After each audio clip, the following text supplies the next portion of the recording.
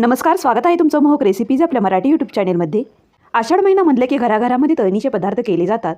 परंतु या महिन्यामध्ये त्यातली त्यात कापण्या ह्या केल्याच जातात. कापण्या करण्यासाठी इथे मी 1 वाटी बारीक चिरून घेतलेला गूळ घेतलेला आहे. ज्या वाटीने आपण 1 वाटी गूळ घेतलेला होता त्याच वाटीने 1 वाटी पाणी या गुळामध्ये घालून घेऊया. आपण हे गुळाचं पाणी गरम वगैरे अजिबातही करणार नाही. 5 मिनिट असंच चांगलं एकसारखं मिक्स करून घ्यायचं आहे. एकदम बारीक असा चिरून घेतलेला गूळ असल्यामुळे पाणी लवकरात लवकर म्हणजे यामध्ये गूळ चांगला विरघळला जातो.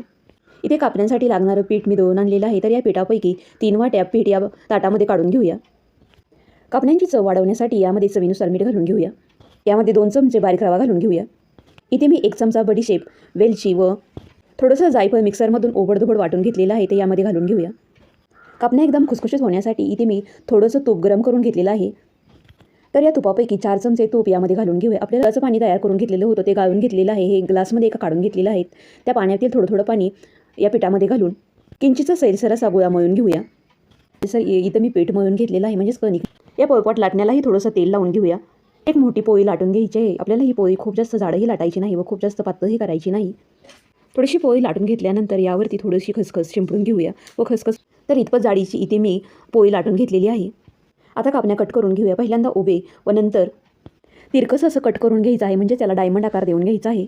अशा प्रकारेच कापण्या तळून घेऊया. त्यासाठी कढईमधील तेल हलकंसं गरम करून घेतलेलं आहे. कडकडीत तेल गरम करायचं नाही. यामध्ये थोड्याशा कापण्या सोडून घेऊयात व मध्यम आचेवरती कापण्या तळून घेऊया.